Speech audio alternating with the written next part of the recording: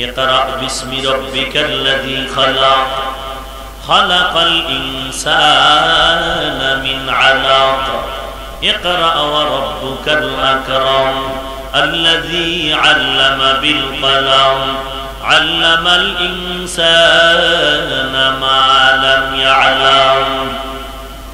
জিবরাইল আমিন জোরে চাপ দিলেন। এবার নবীকে জিবরাইল বললেন না পড়ুন, নবীও কি বললেন তাও উল্লেখ নাই। নবীকে 3 নাম্বার চাপ দেওয়াতে নবীর জ্বর উঠে গেল, নবী অসুস্থ বোধ করলেন। নবী এবার পারি না এও বলেন না, নবী পারি তাও বলেন না, নবী পড়লেন কিনা তাও বলা হয়নি। নবী এখান থেকে দ্রুত আম্মা জান খাদিজাতুল কুবরার ঘরে চলে গেলেন আর বললেন জাম্মিলুনি জাম্মিলুনি, ও খাদিজা আমাকে কম্বল দিয়ে আবৃত করে নাও, আমি অসুস্থ হয়ে গেলাম। কেন হে পয়গম্বর? ঘটনার মাহাসিল সব জানায় দিলেন। আম্মা জান খাদিজা কম্বল দিয়ে নবীকে আবৃত করে নিলেন। নবী কম্বল সহ কাঁপা শুরু হয়ে গেল, মারাত্মক জ্বর, থার্মোমিটার ফেল হয়ে গেল। আল্লাহর নবী এমত অবস্থায় কম্বলের ভিতরে গুনগুন করে কান্নার আওয়াজ। আম্মা জান খাদিজাতুল কুবরা আমার নবীকে বলেন পয়গম্বর আপনি কান্নার কি কারণ? আমি বুঝতে মোটেও বাকি নাই রে পয়গম্বর। আমি জানি এই জমিনে আপনার মতো এতিম কেউ নাই, আমি জানি আপনার মা নাই, আপনার বাবা নাই। 3টা স্বামী বিদায়ের পর আমি আপনাকে স্বামী রূপে গ্রহণ করেছি। আমি 5টা সন্তানের মা হওয়ার পর আপনাকে আমি কবুল করেছি রে পয়গম্বর। এরে নবী আমি জানলাম আপনি বাহিরে কালেমার দাওয়াত দিবেন, নবুয়তের সনদ আপনার কাছে এসে গেল। এখন আপনার অন্তরে চিন্তা, আপনার স্ত্রী যদি এই সনদকে সমর্থন না করে আপনার নবুয়তের সনদের ভ্যালু লেস হয়ে যাবে। ও নবী আপনার মনের খুশিতে আপনি আমাকে সনদের হাতটা লাগায়া প্রথম আমাকে কালেমার পতাকায় ঢুকায় দেন। ইসলামের ইতিহাস যখন মানুষ ধরবে, কিয়ামত পর্যন্ত যখন ইতিহাস টানবে, সবাই দেখবে মদিনার নবীর হাতে প্রথম কালেমার পতাকা ধরেছে একজন পৃথিবীর বিশ্ব নারী রাহমাতুল লিল আলামিনের স্ত্রী আম্মা জান খাদিজাতুল কুবরা। মায়ার নবী খুশি মনে আম্মা জানের কথা শুনে বড্ড খুশি হয়ে গেলেন। কম্বল ফালাইয়া আম্মা জানকে সনদ দিয়া স্বীকৃতি প্রদান করানোর পরে নবী বের হয়ে গেলেন দাওয়াতের জন্য। 40 বছর পর্যন্ত নবীর কোনো ডিউটি ছিল না। এবার আল্লাহর নবী দাওয়াতে বের হয়ে গেলেন। এবার আমাদের কয়েকটা পয়েন্ট আমরা এখানে জানবো। আল্লাহ নবীকে কোরআন দিয়েছেন, হেরা পাহাড়ে নিয়ে দেওয়ার দরকারটা কি ছিল? আবার দিছেন তো দিছেন, চাপ দেওয়ার কি দরকার? আমার নবী কোরআনের আয়াত জিহ্বা নাড়ায়া নাড়ায়া মুখস্থ করেন। আল্লাহ নিষেধ করে বলেন লা তুহাররিক বিহি লিসানাকা লিতাআজালা বি ইন্না আলাইনা জামআহু ওয়া কুরআনা। এ নবী আপনি জবানটারে নাড়ায়া আয়াতগুলো মুখস্থ করার কোনো প্রয়োজন নাই। আমি আল্লাহ কুদরতি জিম্মা আপনার সিনায় কোরআনটারে জমা করে দেব। তাহলে আল্লাহ তো এমনি নবীর সিনা মোবারকে জমা করে দিতে পারতেন, চাপ দেওয়ার দরকার কি? আবার চাপ একটা দিলে ওই তো 3টা দিলেন কেন? হেরা পর্বতে আল্লাহ পাক নিলেন কেন? পাহাড়ে নিলেন কেন? আবার পাহাড় তো মক্কা একটা না, শত শত পাহাড়। হেরা পাহাড়ের মধ্যে জাবালে নূরের মধ্যে নেওয়ার কারণটা কি? 1 নাম্বার প্রশ্ন, নবীদেরকে পাহাড়ে নিলেন কেন আমার নবীকে? বলে এটার মধ্যে একটা মহত্ব হলো, মুসা নবীরে আল্লাহ কিতাব দিয়েছেন পাহাড়ে ডাকিয়া, ঈসা নবীরে দান করেছেন, সম্মান দিয়েছেন পাহাড়ে বসে। পাহাড়ের মধ্যে নিয়া এমন একটা জায়গা, আল্লাহ তাআলা হলেন মাশূক আর নবীরা হলেন আশিক। বিপরীতে আমার আল্লাহ হলেন আশিক, আমার নবী হলেন মাশূক। আল্লাহ পাক রব্বুল আলামিন এমন একটা জায়গা নির্ধারণ করেছেন যেই জায়গায় বন্ধুর সাথে বন্ধুর মিলন মেলা গোপনীয়তা ভালো করে রক্ষা হয়, এমন একটা জায়গা যেখানে বাহিরের কোনো সাউন্ড নাই, যেখানে বাহিরের কোনো কোলাহল নাই। এই জন্যই আল্লাহ পাহাড়কে বাছাই করলেন। হেরা পাহাড় কেন, জাবালে নূর কেন? আরে নবীর উম্মত জাবালে নূর হওয়ার কারণ গারে সুরে রহমাতুল লিল আলামিন হিজরতের পথে ওখানে আশ্রয় নিয়েছিলেন। ওখানে কেন আল্লাহ দিলেন না? আল্লাহর নবী বলেন, এই হেরা পর্বতের মধ্যে এমন একটা উঁচু পাহাড়, আমি নবী এখানে আসার পর এখানে দাঁড়াইয়া ডাইরেক্ট আমি বাইতুল্লাহ নজরে দেখতে পাইতাম। আমি বাইতুল্লাহকে নজরে দেখতে পাইতাম। এই সুবিধার জন্য আমি এখানে হাজির হয়ে যাইতাম। এবং অন্য পাহাড়ে এই সুযোগ নাই যে হেরা পাহাড়ের ভেতরে গর্ত, আর ওই গর্তের ভেতরে দাঁড়াইয়া নামাজ পড়ার সুযোগ আছে। হেরা পর্বতের চূড়ায় উঠে আবার ভেতরে গর্ত, গর্তের মুখটা এতই ছোট, আমি চিকন মানুষ ঢুকতেও মনে হয় যেন পারবো না, মোটা মানুষ তো আরো আগেই পারবে না। কিন্তু আল্লাহ পাকের কি কুদরত, আজ পর্যন্ত কোনো মোটা মানুষও ফেরত আসে নাই। ওখানে যখন ঢুকতে থাকে মনে হয় যেন রাসূলের মুজিজা, আল্লাহর কুদরত, রাবারের মতো মুখটা বড় হয়ে যায়। কাদের কুদরত দারি বারকামাল, আনতা রব্বি আনতা হাসবি যুল জালাল, তুহি কাদের জলিলুল্লাহ জাহাদার, বহর হালে তুহি মেরা নিগাহদার। চাপ দিলেন কয়টা? এক চাপে হয়তো চাপ দিলেন কেন?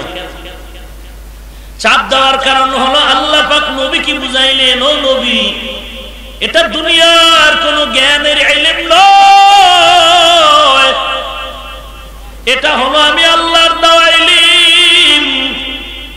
এই ইলম অর্জন করার জন্য কষ্ট ছাড়া অর্জন করা যাবে না রে নবী। আর আপনাকে দিয়ে আমি সারা দুনিয়ার মানুষের জানায় দিলাম, আল্লাহর দেওয়া ইলমের নূর যদি অর্জন করতে চাও, মুজাহাদা মুশাহাদা ছাড়া হবে না। কষ্ট কষ্ট কষ্ট, এই ইলম অর্জনে কষ্ট যত বেশি করবে তার মূল্যায়ন তত বেশি হবে। এই জন্য আমরা এই ইলম অর্জন করতে গিয়া ইদানিং কালের তুলনায় আরো পেছনে যদি যাই, যত ইলমের নূর পাইছি কষ্টের বিনিময়ে আমাদের ওস্তাদরা ঘটনা শুনাইতেন, ঠিক মতো খানা নাই, ঠিক মতো ঘুম নাই, ঠিক মতো জামা কাপড় ধোয়ার মতো সাবান ছিল না, এত কষ্ট করেছেন। যত কষ্ট ততই সম্মান। ইলমে রায় জাজু করদন বেহিসাব, ইলমে রায় জাজু করদন বেহিসাব, খলকে রাদা দন জবাবে বাসওয়াব। চাপ দেওয়ার কারণ হলো ইলম শিখতে কি লাগবে? কথা বল না কেন? উজানি মাদ্রাসায় যখন আমি লেখাপড়া করি, তখন হাটহাজারী মাদ্রাসা বড় একজন মুফতি সাহেব, আল্লাহর বড় একজন ওলি বয়ান করতেছিলেন রাত্র ৩টার দিকে। বয়ান করতে গিয়া আল্লাহর ওলি বললেন, কওমি মাদ্রাসার মহত্ব বুঝাইতে গিয়া শেষ ফল বয়ানের নির্যাস বলে গেলেন।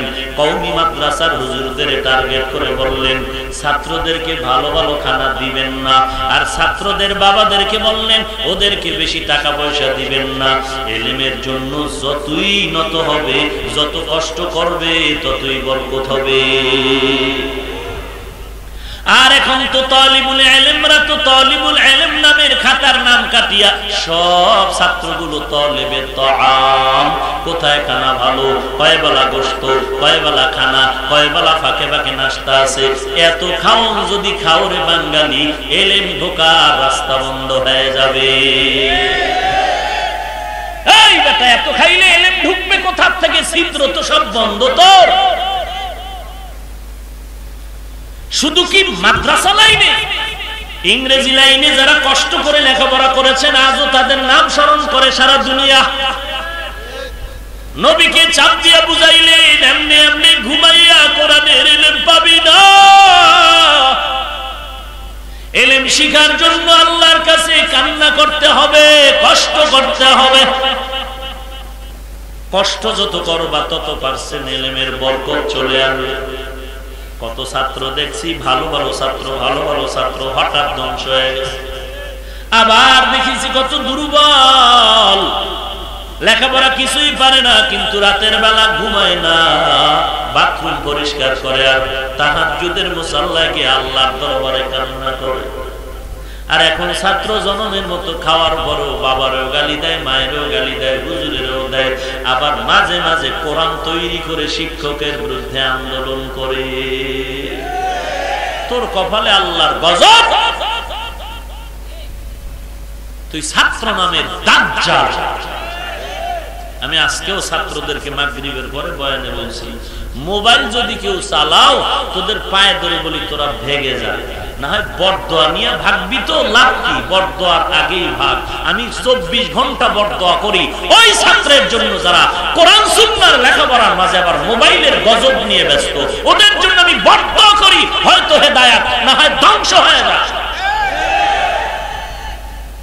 তোরা ছাত্রের যোগ্য না, তোদের চরিত্রের গ্যারান্টি নাই, তোরা কোরআন হাদিসের কিতাব সামনে নিয়ে ওই মিথ্যা কথা বলতেছো, সারা রাত ঘুমাও না, হুজুর মনে করে তাহাজ্জুদ পড়েছো, তুই মোবাইলে আকাম করেছো। তোর কারণে মাদ্রাসার বরকত নষ্ট হচ্ছে, তোর কারণে আল্লাহর বরকতগুলো নষ্ট হচ্ছে। শুধু মাদ্রাসা কেন, শত শত ছাত্রের চরিত্র তোর কারণে ধ্বংস হচ্ছে। আল্লাহ হয়তো হেদায়েত দিক, না হয় এই বরকতি মাদ্রাসার থেকে তোর মতো মুনাফিকের সরায় দিক। তোর উপর আল্লাহ পাকের লানত। তুই তালিবুল ইলম না, তুই তালেবে দুনিয়া, তালেবে তাআম, তালেবে মাকাম। তুই খাট খুঁজো, এসির বাতাস খুঁজো, তুই ইলম তালিবুল ইলম না। তোর জন্য মাছে দোয়া করে না, তোর জন্য গাছ দোয়া করে না, তালিবুল ইলমের জন্য গাছ দোয়া করে, মাছ দোয়া করে। তুই তালিবুল ইলম না, তোর জন্য কোনো দোয়া চলে না, তোর উপরে ধিক্কার জানায় সব মাখলুকাত।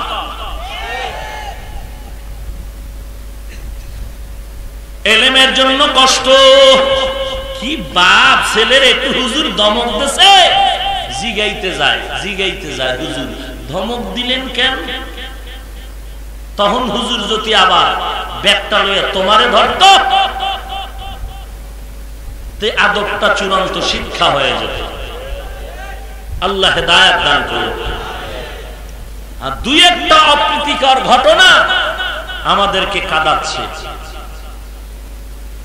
দুই একটা ঘটনা অস্বাভাবিক, যে দুই একটার কারণে আমরা মারাত্মক বিপদগ্রস্ত। এই জন্য থানবী রহমাতুল্লাহ আলাইহি কি কথা শুনি, এই যে আমার ভাই একটু আগে বলেছেন আকাবিরিনদের মাসলাক অনুযায়ী চলা। হাকিমুল উম্মত, উম্মতের রুহানি ডাক্তার তো লকব এমনি পায়নি। তিনি লিখেছেন, ও শিক্ষক, তুমি যদি ছাত্রদেরকে তালিম দিতে চাও, কমপক্ষে 1 বছর একজন আল্লাহওয়ালার সোহবতে সময় দাও। তুমি ছাত্রকে কি তালিম দিবে? আমি আজও আমাদের ওস্তাদদেরকে বলেছি, আপনাদের সব সময় স্মরণ রাখা উচিত যে আমি শিক্ষকের চেয়ারে বসেছি, আমাকে পেছন থেকে কেউ না কেউ অনুসরণ করতেছে। আমি কিভাবে পানি পান করি, আমাকে কেউ পেছনে অনুসরণ করতেছে, ফলো করতেছে, শিখতেছে আমি পানি কেমনে পান করি। অতএব আমার পানি পান করতেও সাবধান। আমি জুতা কেমনে পরি, আমাকে কেউ না কেউ অনুসরণ করতেছে, অতএব আমার জুতা পরিধান করতেও সাবধান। প্রত্যেককেই চিন্তা করতে হবে, শুধু ওস্তাদ কেন, প্রত্যেকটা দ্বীনের দায়ী কর্মদার সবাইকে। আমি পীর সাহেবের কাছে মুরিদ হলে কি হবে? আমি সেদিন এক বক্তাকে বললাম, বড় বক্তা মাদ্রাসায় গেছিল কয়েকজন, আমি বললাম মুরব্বীর এই দোষ সেই দোষ বাদ দে বেটা, তোমার পীর সাহেব সবক দিল সকালে আধা ঘন্টা জিকির করো, মাগরিবের পরে করো, টাক্কা জিকিরই করলা, রাতে ফেসবুক চালাইলা, পীর সাহেব কেমনে তোমার ইসলাহ করো? তুমি আগে নিজেকে ইসলাহ করো, আগে নিজেকে ইসলাহ করো। না হয় পীরের সবকে কোনোদিন ইসলাহ হবে না। আগে নিজেকেও তৈরি করার মন মানসিকতা নিয়ে সামনে আগাতে হবে। আমি একজন বক্তা, মানুষকে বয়ান করি, টাটকা বয়ান দিলাম, আমি যদি বয়ানের কিছু না হলেও যদি আমি আমল করতে না পারি, অন্তত আফসোসও যদি না আসে, তো আমি কিসের দায়ী? আল্লাহ হেদায়েত দান করুন। তাহলে ইলমের জন্য কি লাগবে? এটা বুঝানোর জন্যই কি হলো? চাপ। কথা বলেন না কেন? আচ্ছা, চাপ একটা হইলেই তো বুঝা যেত, কষ্ট তিনটা কেন? তিনটা চাপ দিয়ে আল্লাহর নবীকে তিনটা দিকে ইশারা দিলেন, ও পয়গম্বর, আপনার জীবনে তিনটা কষ্ট হবে, মারাত্মক কষ্ট, মারাত্মক কষ্ট, মারাত্মক কষ্ট। শিয়াবে আবু তালেবের কষ্ট মারাত্মক, ঘরের মধ্যে আটকাইয়া মারার পরিকল্পনার কষ্ট বড় মারাত্মক, মক্কা থেকে মদিনার হিজরতের কষ্ট বড় মারাত্মক। এরে নবীর উম্মত, এবার আমরা আসি নবীর দুই চাপে বললেন পড়তে জানি না। 3 নম্বর চাপে না পড়ে চুপ থাকলেও তো পড়ার সমর্থন দিলেন। চুপ থেকেও পড়ার কি দিলেন? এখান থেকে সবকটা জানার চেষ্টা করি। নবী দুই চাপে পারি না বলে তৃতীয় চাপে পড়ার সমর্থন দিলেন কেন? 1 নাম্বার জবাব হলো, প্রথম দুই চাপে বলা হয়নি কার নামে পড়ব, 3 নাম্বার চাপে বলা হলো রবের নামে পড়ুন। আল্লাহর নবী সমর্থন দিয়ে জানাইলেন দুই চাপে না, তৃতীয় চাপে হা বলে ইশারা করলেন, আল্লাহর নামে যত পড়া আছে সব পড়ো, যেই পড়ায় রবের নাম নাই সেই পড়া সব ছাড়ো। ইলমে রা'জাজু করদান বেহসার, খলকেরা দাদান জবাবে বাসাওয়া। আল্লাহর নবী বুঝাইলেন রবের নামের পড়া পড়ো, রবের নাম ছাড়া সব পড়া ছেড়ে দাও। জমিনের মধ্যে যত লেখাপড়া 2 ভাগ, রবের নামের পড়া, রবের নাম বিহীন পড়া। রবের নামের পড়াটাকে ইসলামী শিক্ষা বলে, কোরআনের শিক্ষা, আখিরাতের শিক্ষা বলে। রবের নাম বিহীন পড়াটাকে জাগতিক শিক্ষা, ইংরেজি শিক্ষা, জেনারেল শিক্ষা বলে, দুনিয়ার শিক্ষা বলে। দুই শিক্ষার মেরুদণ্ড আলাদা, গঠনতন্ত্র আলাদা, প্রতিষ্ঠান আলাদা, উদ্দেশ্য আলাদা। আল্লাহর নামের লেখাপড়ার প্রতিষ্ঠান নুরানি মক্তব, হেফজখানা, জামিয়া, মাদ্রাসা হিসাবে প্রমাণিত। আল্লাহর নাম ছাড়া লেখাপড়ার প্রতিষ্ঠান primary, high school, varsity, college. কথা বুঝেননি? দুই লেখাপড়ার উদ্দেশ্য দুইটা। আল্লাহর নামের লেখাপড়ার উদ্দেশ্য রবের চাকুরি করা, রবের গোলামি করা। দুনিয়ার লেখাপড়ার উদ্দেশ্য হলো দুনিয়ার চাকুরি করা, দুনিয়ার গোলামি করা। কথা বুঝেননি? এইবার আমি আপনাদের যে কথাটা বলবো, অনুমতি দিলে বলবো, নাইলে দোয়া করে চলে যাব। ভালো করে শোনার পরে বলার আদেশ দেন, সেটা আমি বলবো। আল্লাহর নামের পড়া পড়লে কি হয়, আল্লাহর নাম ছাড়া লেখাপড়ার দ্বারা কি হওয়া যায়। এই কথাটা বলতে গেলে আমগো টুপিওয়ালার মাথা ঠান্ডা হতে পারে, টুপি ছাড়ার চান্দি গরম হতে পারে, কিন্তু গরমের কোনো মাকসাদ নাই। মাকসাদ আমার একটা, জান্নাত চাই, জাহান্নাম থেকে বাঁচতে চাই। কেউ আমাদের দুশমন না, আমরা মুহাব্বতের নজরে বলতেছি। তবে আপনার মাথা গরম হলেও একটু দাঁড়াবে, আমি ফাইনাল জবাব যাওয়া পর্যন্ত দাঁড়ায় থাকবেন। জবাব দেওয়ার পরে অনুভব করবেন মাথা ঠিক আছে। আল্লাহর নামের পড়া পড়লে কি লাভ, আর আল্লাহর নাম বাদ দিয়ে পড়া পড়লে কি লাভ? আমার নিজের থেকে বানানো কথা না, মুফাসসিরিনে কেরাম বলেছেন আল্লাহর নাম ছাড়া লেখাপড়া করলে দুনিয়ার মুসলমান মানুষ কি হয়? বলে সব হয়, সব হয়, সব হয়। বলে কি হয়? ডাক্তার, ডক্টর, প্রফেসর, ইঞ্জিনিয়ার, সাংবাদিক, সাহিত্যিক, কবি, উকিল, ব্যারিস্টার, ম্যাজিস্ট্রেট সব হতে পারে, কবি হতে পারে, সাহিত্যিক হতে পারে, কিন্তু মানুষ হতে পারে না। মাথা গরম হয়ে যাইতেছে। তোমগো টাটকা মানুষ বানায় জান্নাতে ঢুকাই দিয়ে তারপরে যাবো, একটু সময় দাও। চান্দিটা গরম করলে তো দেশ ধ্বংস হয়ে যায়। ভাইরা আমার, মুফাসসিরিনে কেরাম বলেছেন আল্লাহর নাম বাদ দিয়ে লেখাপড়ার দ্বারা সব হতে পারে, কি হতে পারে না? মানুষ হতে পারে না। এইবার প্রশ্ন, ও মোল্লা বলে যাও তো মানুষ কাকে বলে? 2 নাম্বার প্রশ্ন, আমরা স্কুল কলেজে যারা লেখাপড়া করি আমরা কি মানুষ না? 2 প্রশ্নের জবাব কোরআন সুন্নাহর আলোকেই দিব ইনশাআল্লাহ। একটু সময় লাগবে, সহ্য হবে না। আল্লাহ কবুল করেন। আল্লাহর নাম ছাড়া লেখাপড়ার দ্বারা কি হওয়া যায়, কি হওয়া যায় না? সব হওয়া যায়, কি হওয়া যায় না? মানুষ। মানুষ কাকে বলে? কলেজের ছাত্র কি মানুষ না? জবাব পড়ে নাও। আল্লাহর নাম ছাড়া লেখাপড়া, আল্লাহর নাম বাদ দিয়া লেখাপড়ার দ্বারা কেমনে বান্দা মানুষ হতে পারে না? তার 2-1টা উদাহরণ এই জমিন থেকে আমরা সামনে টেনে নেই। আল্লাহর বান্দা লেখাপড়া করে প্রফেসরের টাইটেল নিয়ে কলেজের প্রফেসর হইয়া মাঝে মাঝে ক্লাসে যায়, মাঝে মাঝে যায় না। হঠাৎ 2 দেখে ছেলে মেয়েরা সব কানের মধ্যে গানের তার লাগায় ব্যস্ত, লেখাপড়ার খবর নেই। বাপমায় খাতা দিল, কলম দিল, শিক্ষকেরা যা কয় কলম দিয়ে কাগজে লিখবি, ওই বদমাইশগুলো কাগজ দিয়ে কলমের ভিতরে লেখে না, কলম দিয়ে কাগজের মধ্যে লেখে না, বাথরুমের দরজায় লেখে, আর নিজের পবিত্র চামড়ার উপরে লেখে H+H। আছে না নাই? কপাল পুড়েছে রে ছাত্র ভাই, বুঝো না পবিত্র বিদ্যা কত দামি।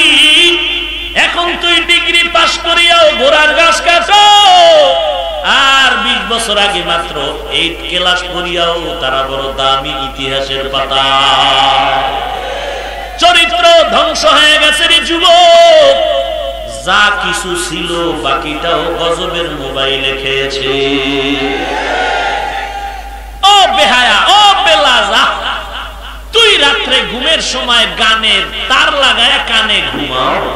তুই এত বড় বেহায়া বেলাজা হইলি যে তোর মধ্যে একটু ভয় নাই যে ঘুমের ঘরে যদি আজরাইল দেখে আমার কানে গানের তার লাগানো, কি উপায় হবে তোমার? এই ভয়টাও কি তোর অন্তরে নাই রে যুবক? ঘুমের মধ্যেও তো কত যুবকের মরণ হয়, হয় না? তুই গানের তার লাগায় কবরে যাইতেছ, হিন্দি গান শুই না। আল্লাহ আপনি হেদায়েত দান করুন। ভাইরা আমার, রাগ করতেছেন? কথার টার্গেট একটা, জান্নাত চাই, জাহান্নাম থেকে আল্লাহ কবুল করুন। প্রফেসর ক্লাসের মধ্যে ঢুকে বলে, কি ব্যাপার? বলে, স্যার ডোন্ট মাইন্ড, আমরা একটু ভিন্ন দিকের জগতের খেয়ালে ছিলাম, যেহেতু দার্শনিক হব, যেহেতু আমরা বিজ্ঞানী হব, ডাইনে বামের খবরও তো রাখা লাগে। শিক্ষক বলে, এখন অফ কর। ক্লাসের চেয়ারে বৈশা বলে, এই ছেলে মেয়েরা আমার চিনুনি? বলে, অফ কোর্স, আপনাকে চিনি না মানে? আপনি কোন জগতের হলো মানে? আমরা আগে যাই না, শুনে ঢুকছি। জানো আমার কি নাম? কয় বেদবি হবে, নাম বলা যাবে না। বেদবি হবে? হ্যাঁ হ্যাঁ, একদল মুসলমান এই জমিনে আছে পীর সাহেবের নাম বলাটার বেদবি মনে করে। আছে না নাই? একটু জবাব দে রে পাবলিক। এই জমিনে রহমাতুল লিল আলামিনের মতো সম্মানিত আর কেউ আছে? নবীর মতো দামি খাজা মাইনুদ্দিন, নবীর মতো দামি বড় পীর আব্দুল কাদের জিলানী, নবীজির মতো সম্মান হলো কুতুবউদ্দিন বখতিয়ার কাকি। এক কথায় আমার নবীর মতো সম্মানিত কেউ নাই, এই কথায় সবাই একমত। আমার নবীর মতো দামি চর্ম নাই, নবীর মতো সম্মান মাদানীনগর মাদ্রাসার সন্দীপের বিশ্বাস, উজানি, বাহাদুরপুর, জৈনপুর, ফুরফুরা, মাঝবান্ডা, সুরেশ্বর, চন্দ্রপাড়া, রাজারবাগ, দেওয়ানবাগ, এনায়েতপুর, কেউ না, কেউ না। বলো ওই নবীর কি নাম? আইয়ে না, আইয়ে না, মোহাব্বতে বলো মুহাম্মাদুর রাসূলুল্লাহ, মুহাম্মাদুর রাসূলুল্লাহ মুহাম্মাদুর রাসূলুল্লাহ। এবার আপনারা ফতোয়া দেন, বিশ্ব নবীর নাম আপনাদের জবানে বলার দ্বারা কয়টা গুনাহ হয়েছে? নবীর মতো কেউ নাই, কেউ নাই। ওই নবীর নাম নিলে বরকত হবে, গুনাহ যদি নাই হয়। ওরে ভণ্ড বেদাতি, জবাব দে, তুই কোন ভণ্ডের কাছে গিয়েছো যেই ভণ্ডের নাম নিলে বেয়াদবি হবে? দলিল দেখাও। পিসাবের নাম নিলে যদি বেয়াদবি হয়, নবীর নাম নিলে তুই বিনা দলিলে কাফের। আল্লাহর নাম নিলে তুই 3 বার কাফের। সব মূর্খ পণ্ডিতের কারণেই হচ্ছে ধর্মীয় জ্ঞান নাই, কোরআনওয়ালা বুজুর্গ তাহাজ্জুদওয়ালা কোনো মুরব্বি নাই। স্যার আপনার নাম জানলেও বলা যাবে না, বেয়াদবি হবে। বলে আমার নাম হলো আহমদ শরীফ। নাউজুবিল্লাহ, কি নামও কইছে এটা? নাউজুবিল্লাহ। আহমদ শরীফ বলে জি হ্যাঁ স্যার জানলাম।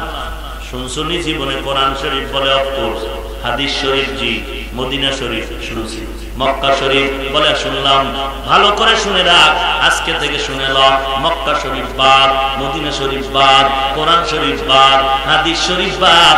আজকে থেকে তোদের জন্য আমি আহমদ শরীফ যথেষ্ট। আরো জোরে বলেন। এই আহমদ শরীফ মূর্খ না প্রফেসর? শিক্ষিত। ইন্তেকালের আগে ছেলে মেয়েকে বসায় বলছে, আমি কবর হাসর বিশ্বাস করি না, মরার পরে কবরে রাখবি না। ঠিকই ইন্তেকালের পর ছেলে মেয়েরা বাবার লাশটা হসপিটালে দান করলো, কবরে আর দাফন করা হলো না। এই মুসলমান একজন জ্ঞানী প্রফেসরের চেয়ারে বৈশা যেই মন্তব্য করলো, আপনারা জবাব দেন এটা মানুষের নাকি পশুত্বের মন্তব্য?